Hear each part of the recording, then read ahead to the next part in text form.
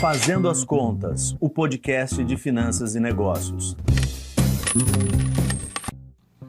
Olá, tudo bem? Eu me chamo Rodrigo Bastos Monteiro e o nosso assunto de hoje é a depreciação.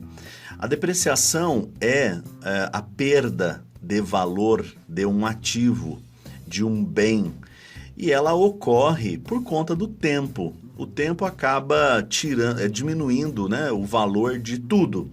Então, se você pensar, por exemplo, num computador, um computador que você acabe de ter adquirido, ele tem um certo valor. Digamos que você pagou lá R$5.000 no computador. E ele é um excelente computador. Em 5 anos, esse computador estará obsoleto. Ele não terá mais aquela performance e nem aquele valor que você pagou. Você pode imaginar comigo que em 5 anos depois, os computadores, um computador de 5.000 hoje valerá uma centena de reais em função de algumas peças que poderão ser removidas dele, né? Assim acontece com os celulares, assim acontece com móveis, né? Mas acontece também com bens de duração mais longa, né? Se você pegar imóveis, por exemplo, eles também têm depreciação, né? Se você é dono de uma casa, por exemplo, em 30 anos você vai ter que trocar o telhado, você vai ter que trocar a fiação, arrumar o encanamento, né? Eventualmente trocar partes do encanamento, arrumar o muro, fazer calçada, refazer a calçada, pintar N vezes as lâmpadas, enfim, você terá um gasto constante para continuar mantendo a casa utilizável, né? No caso do apartamento, né, em apartamentos, isso é mais custoso ainda porque você tem o condomínio. O condomínio recolhe um valor mensal para continuar tentando manter o condomínio todo na mesma condição de uso de que foi lançado, né? Mas ainda assim você pode imaginar que tem prédios que quando completam 100 anos eles não são mais utilizáveis, eles precisam ser demolidos, eles já não têm mais condições. Você pode imaginar isso. Há casos de prédios demolidos e há casos de prédios mais bem cuidados por conta da depreciação. A depreciação ela é um fenômeno que ocorre por conta do tempo, né? O tempo vai passando e vai corroendo todas as coisas e elas precisam ser mantidas. Muito bem, nas empresas isso é bem entendido. Os nossos colegas contadores, inclusive, tratam disso de uma maneira já muito bem sistematizada, né? Quando eles vão diminuindo o valor dos ativos de acordo com uma tabela específica de depreciação estabelecida pelos órgãos de fiscalização, né? Então você tem lá uma tabela de depreciação para cada tipo de bem, né? Computadores, carros, casas, enfim, e eles vão depreciando porque de fato a empresa não detém coisas que valem tanto, né? Você imagina se ela compra um carro lá de 50 mil, depois de 10 anos com aquele carro dentro dos ativos da empresa, continuando valendo 50 mil? Claro que não. Ele tem um valor residual lá, mas ele já perdeu, digamos assim, aquele valor inicial. Então isso na contabilidade e nas empresas é bastante tranquilo, bastante bem conhecido, enfim. Mas isso na nossa vida pessoal e nas nossas finanças pessoais, isso também às vezes fica longe, né, de ser entendido. A gente precisa compreender o que a depreciação faz com os nossos bens, né? Então, quando você vai, por exemplo, comprar um carro, se você compra esse carro financiado, você tem a depreciação e a inflação que precisam ser analisadas na hora de entender se o negócio foi bom ou não. Se você comprar um carro para consumo, né? um carro para ir para o trabalho, para ir para a igreja, para passear, enfim, esse carro é de consumo, ele não gera renda, né? Se você tem esse carro e você está pagando ele, por exemplo, em 48 vezes, o que acontece, né? Essas 48 vezes acontecerão no mesmo tempo em que o carro está perdendo valor. Então, quando você começa a fazer um financiamento, você começa a fazer o financiamento do carro num certo valor grande, mais alto, um carro novo, eventualmente. E quando você termina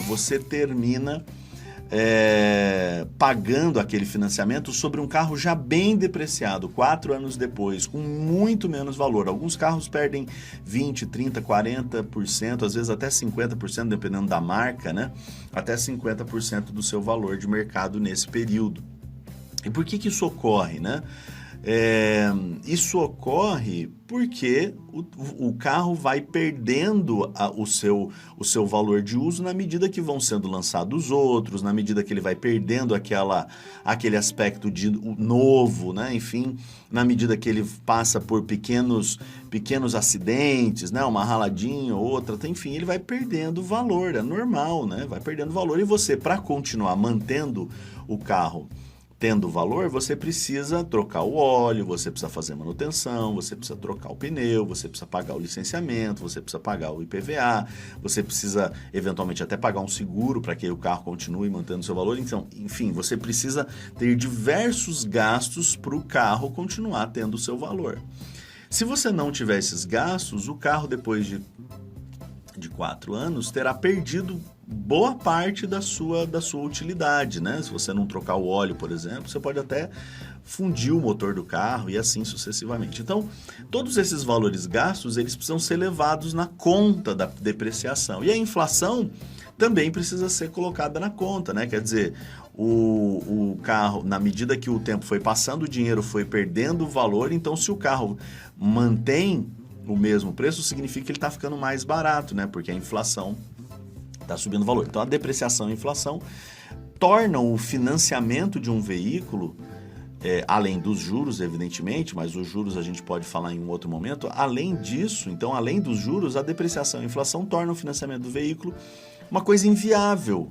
Não se deve fazer, né? É uma ideia errada, porque quando você no final está fazendo o financiamento, está fazendo o financiamento de uma coisa lá do começo que tinha uma certa condição de uso. E no final, depois dos 48, a condição já é muito inferior. Então, o prejuízo é duplicado, né? Porque você está financiando algo que já não tem mais aquele valor. E se você tirar do carro os valores que você gastou com manutenção, aí sim o residual vai ser muito pequeno, né? O residual vai ser muito pequeno. Muito bem, com casa é até fácil de entender. E agora, e se a gente fizer isso numa casa? Na casa também você tem a mesma coisa, né? Em 30 anos que você fica com uma casa, digamos, você financiou uma casa lá para 20 anos, ou 30, né? Como que acontece? Você vai ter que, nesses 30 anos, trocar telhado, arrumar o muro, arrumar as calçadas, pintar N vezes, trocar fiação, trocar encanamento. Por quê? Porque o uso ao longo todos esses anos vai depreciar o imóvel, né? Então você vai perder valor se você não gastar com manutenção daquele imóvel ali. E esse gasto com manutenção precisa entrar na conta que você faz da casa que você comprou, digamos assim, né? Então, fazer um financiamento de uma casa, quando chega no final, você está pagando sobre aquela casa inicial, aquela casa sem depreciação. Só que a depreciação cortou muito, tirou muito, né? Diminuiu muito o valor da casa ao longo do tempo. As pessoas fazem o financiamento com uma certa ideia errônea do ponto de vista financeiro, de que, mas vai valorizar. Ao contrário, né? Um loteamento recém-estabelecido, ele é bonito. A rua é nova, o meio-fio é novo, as casas são novas, né?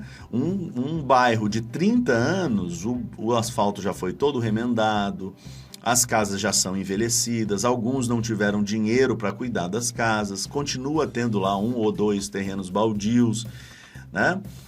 Dependendo da prefeitura, isso pode ainda piorar mais ainda a situação do bairro, né? Porque tudo precisa de manutenção, né? Tudo precisa, inclusive o loteamento, precisa cuidar da manutenção. E a manutenção de um loteamento, digamos, popular, ela é feita pela prefeitura, né? Então, às vezes, a prefeitura não tem dinheiro para fazer uma boa manutenção.